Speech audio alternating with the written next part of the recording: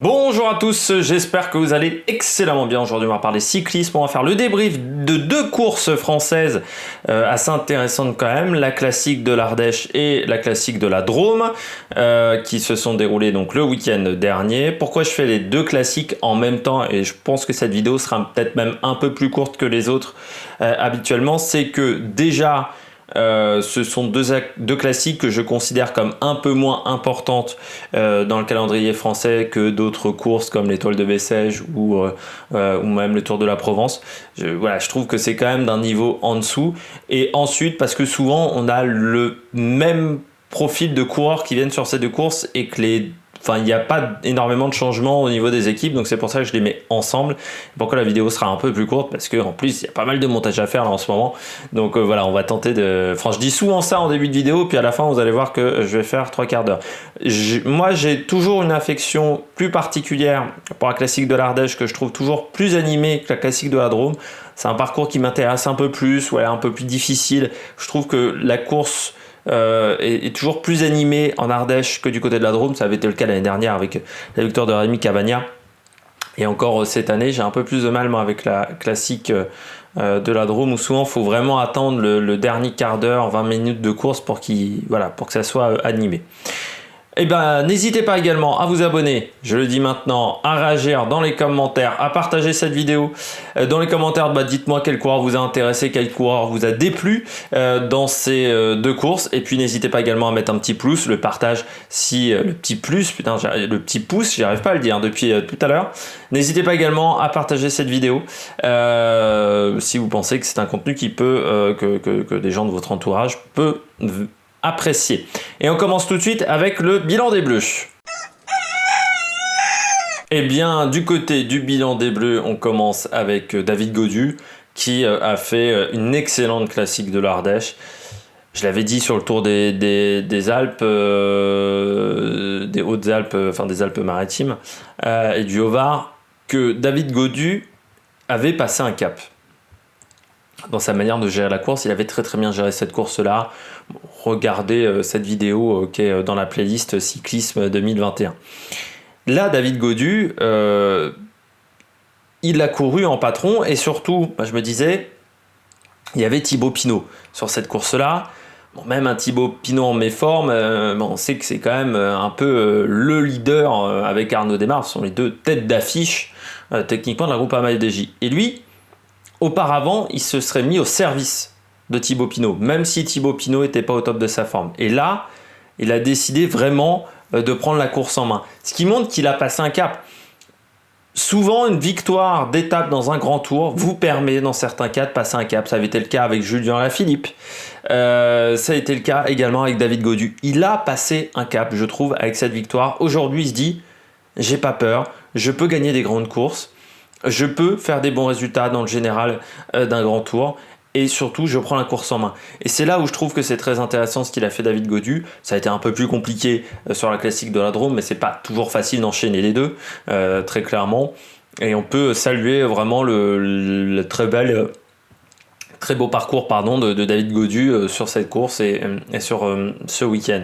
Je continue avec Warren Barguil qui lui a fait deux très bonnes courses. Alors il a été sur la classique de la Drôme, il a attaqué dans tous les sens et fini 9e. Donc la classique de l'Ardèche, un peu plus en retrait, mais il finit quand même 11e. Ça montre, pour moi, ça confirme l'idée que j'avais. Warren Barguil doit se concentrer aujourd'hui sur les classiques ardennaises, parce que ces deux courses-là ont un profil quand même qui se rapproche plus de classiques ardennaises. Pour moi, Warren Barguil, c'est un coureur qui a un peu de punch, qui a surtout une très grosse vitesse pour un grimpeur. Et pour le général, il est quand même limité en contre-la-montre, on le sait. En haute montagne, ces dernières années, il n'a pas été si impressionnant que ça. Je trouve par contre que dans ce domaine-là, quand il est champion de France au sprint. Là encore, il fait vraiment beaucoup d'attaques. Je trouve qu'il a un profil plus aujourd'hui de coureur de classique ardennaise, de Tour de Lombardie, voire même de Milan-San Remo. Bon, après, il faut qu'il lâche du monde avant. qu'un profil de coureur de tour de 3 semaines, quoi, très clairement. Et je trouve qu'il devrait se concentrer là-dessus, surtout que dans cette équipe, vous avez Quintana, qui est sur les courses de 3 semaines. Ben lui, peut-être, devrait se concentrer plutôt sur les classiques ardennaises, parce que je trouve que dans ce registre-là, dans ces courses-là, il est toujours très impressionnant. Et puis Dorian Godon également, qui n'était pas forcément pour moi le coureur le plus fort d'AG2R Citroën, mais il fait 5e et 6e, donc c'est vraiment un très très bon résultat sur cette course. Voilà, il a su saisir sa chance, je pense, malgré pourtant que vous aviez Aurélien Paré-Peintre et Clément Champoussin, avec également Ben Gastowers et Nance Peters.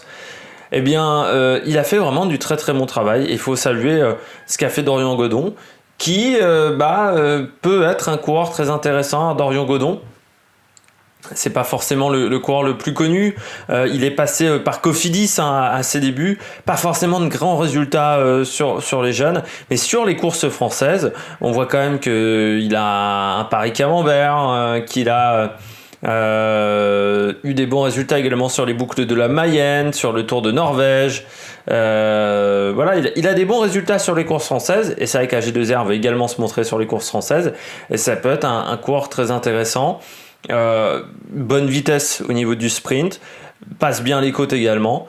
Il a un profil très polyvalent qui, je pense, est très intéressant. Et puis encore jeune, simplement 24 ans, pourtant lancé très jeune, lancé en 2016. Alors il va faire Paris-Nice, et puis il sera certainement sur les classiques ardennaises également, l'Amstel, la Flèche Wallonne, Liège-Bastogne-Liège, qui devrait avoir lieu au mois d'avril. Encore une fois, faut faire attention avec la Covid, qu'on n'ait pas des petits soucis pour ces courses-là.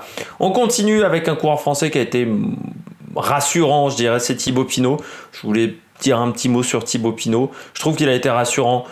Top 10 sur la classique de l'Ardèche. Alors certains vont me dire oui, mais on l'attendait un peu mieux. Sauf qu'il est encore convalescent.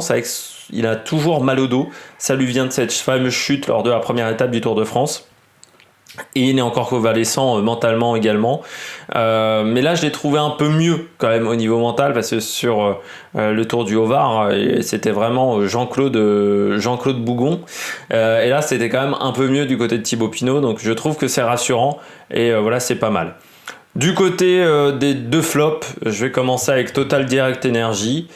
Vous savez, je dois dire du mal dans chaque vidéo de Total Direct Energy. Alors il y a une 4e place de Julien Simon sur la Drôme Classique. C'est un coureur qui aime ce type de profil-là de course. C'est même incroyable qu'il n'ait pas de meilleurs résultats dans des classiques même ardennaises, parce qu'il n'a jamais eu de très grands résultats sur le classique ardennaise, ou même sur le classique de Plouay, alors que c'est totalement le profil de coureur qui pourrait marcher sur ce type de course, avec une bonne vitesse au niveau du sprint, avec quand même également un bon punch. Et pourtant, il n'y a pas de grande victoire chez Julien Simon, ce qui est assez surprenant. Alors, peut-être pas passé dans les bonnes équipes également au départ. C'est vrai, il a été chez Sojason, également ensuite chez Cofidis. Là, il tente de se relancer depuis l'année dernière chez Total Direct Energy. Mais je trouve que c'est un coureur qui mériterait d'avoir des meilleurs résultats. Par contre, du côté de cette formation Total Direct Energy, ça n'a pas été la folie ce week-end. C'est difficile à dire pourquoi, mais c'est vrai qu'il y avait quand même Fabien Doubet qui était en difficulté sur ces deux courses, Alexis Vuillarmoz aussi. Je parle même pas d'Alexandre Geniez, là également c'est très très loin. Pourtant, Vuillarmoz qui finit 40e de la Drôme Classique, c'est pas normal, c'est un coureur qui a remporté les Murs de Bretagne. C'est son 10e jour de course, je crois, 9e ou 10e jour de course là.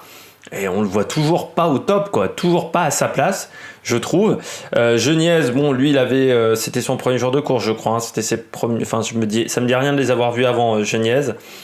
Donc ça a été compliqué.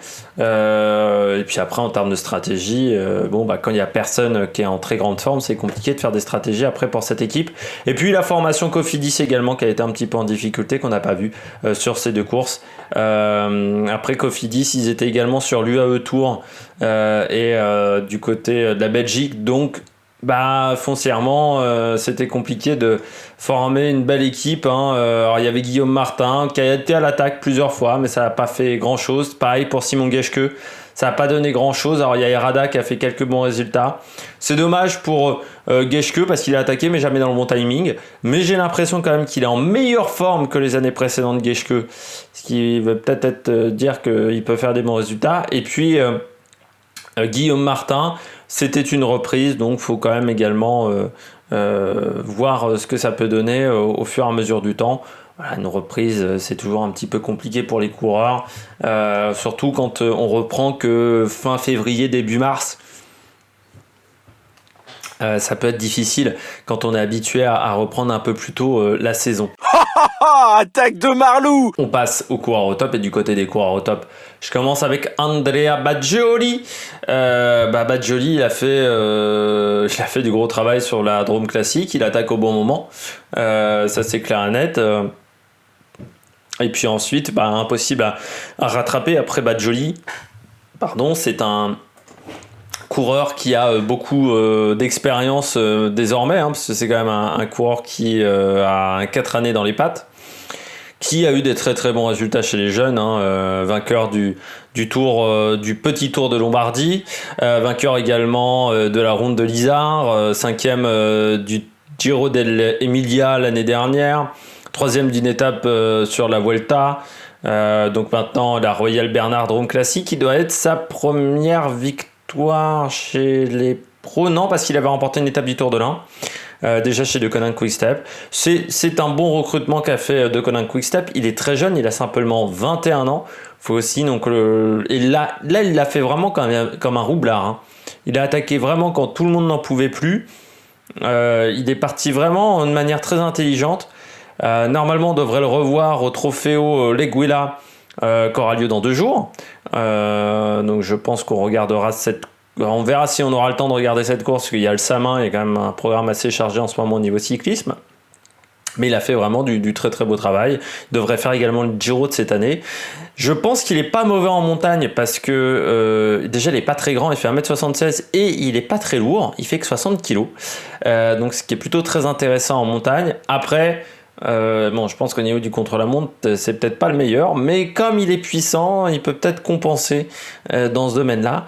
Mais c'est vrai qu'il est très très fort sur les courses d'un jour, et je pense que c'est un coureur qu'on va revoir dans les années à venir. On va continuer également avec un autre jeune coureur, c'est un Américain, c'est Quinn Simmons. Alors, Quinn Simmons, carrière un petit peu particulière pour ce jeune américain parce qu'il a que 19 ans. L'année dernière, il a eu une saison un petit peu compliquée, surtout sa fin de saison, parce que il a dit qu'il était pour Donald Trump, et c'est vrai qu'aux États-Unis ça n'avait pas été très très bien vu. Il avait même été mis à pied par son équipe Trek Segafredo, donc on se disait ça va peut-être être compliqué pour lui de rebondir, mais là il a été très performant, hein, 10e et 16e sur ces 2 courses, plutôt dans le bon premier paquet. Puis on l'a vu également à l'attaque, c'est un coureur qui est très intéressant. L'année dernière 2e du Tour de Hongrie, 6e de la Bretagne Classique, c'est là où je l'avais repéré, moi c'était sur la Bretagne Classique. Coureur qui a énormément de potentiel, très jeune, 19 ans, il date de 2001, il a quand même connu le 11 septembre, il est né le 8 mai 2001, et puis il a un profil qui est très intéressant parce que lui aussi il fait 1m82, mais il est pas très lourd pour un coureur qui fait 1m82, et je pense qu'il peut encore travailler même dans ce domaine-là, parce qu'il fait 72 kg, donc il peut encore être plus léger, mais il a un profil vraiment de coureur très polyvalent. On va le voir cette année sur Strade Bianche, mais il va faire également quelques classiques belges. Je pense que c'est un coureur qu'on va suivre également dans les années à venir sur les étapes comme ça, les courses un petit peu vallonnées. Je pense que sur les classiques ardennaises, il a un profil qui est très intéressant. C'est une belle recrue, une belle découverte de la part de la Trek Segafredo, parce que je regarde, il a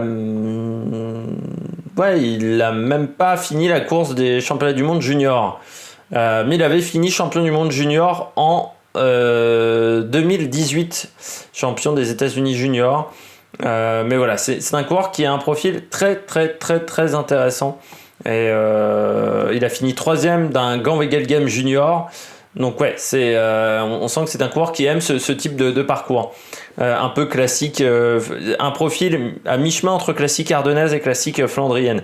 Et puis je vais finir avec Laurent Suisse, également très très beau coureur, Laurens Wyss, qu'on a vu à l'attaque sur la classique de l'Ardèche, qui a également été présent sur la Drôme classique. Un profil là également plutôt de classiqueur, je dirais de classique ardennaise pour Laurens Wyss, mais il a l'air d'être très fin, voilà, il a animé la course et puis ça montre également que du côté de chez Bingoal, Wallonie-Bruxelles, on prend en main beaucoup plus ces courses que l'année dernière et c'est ce que j'avais déjà vu sur le Tour de la Provence, sur l'Étoile de Bessèges, où vous avez été beaucoup plus présent que les années précédentes.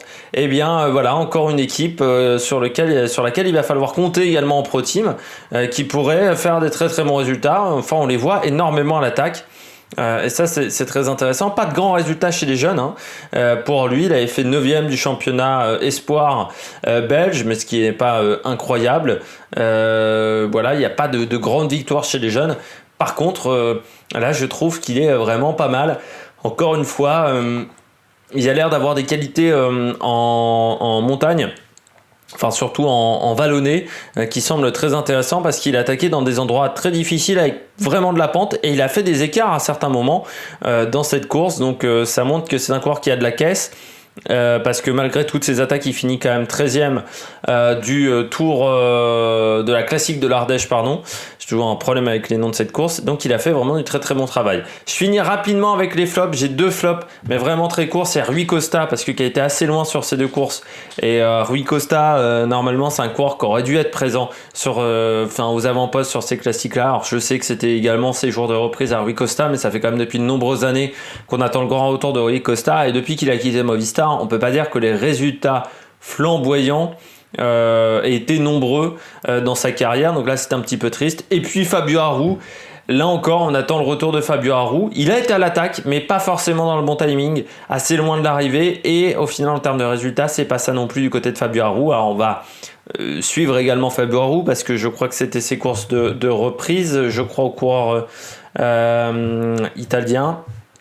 Je vais vous dire ça tout de suite. Non, il avait fait. Non, c'était pas ses courses de reprise. Oui, bah, comme quoi je l'avais pas vu sur le. Il avait fait les Tours des Alpes-Maritimes et le Tour de la Provence. Il n'avait pas marqué sur ces courses-là. Mais c'est vrai que Fabio Aru aussi, depuis son départ de chez Astana, ces 3 saisons chez UAE Team Emirates, on attendait beaucoup mieux de lui.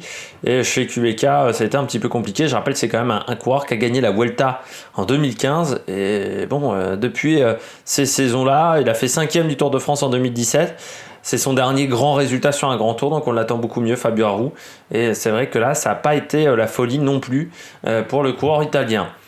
J'espère que vous avez aimé cette vidéo. Si vous avez aimé cette vidéo, n'hésitez pas à réagir dans les commentaires, n'hésitez pas à vous abonner à la chaîne, n'hésitez pas également à mettre la petite cloche pour être au courant des dernières vidéos qui sortent sur la chaîne. N'hésitez pas à réagir dans les commentaires, à me dire quel coureur vous avez apprécié, quel coureur vous a déplu. N'hésitez pas à mettre le pouce, et puis nous on se retrouve pour de nouvelles aventures sur la Méric Production. Ciao ciao.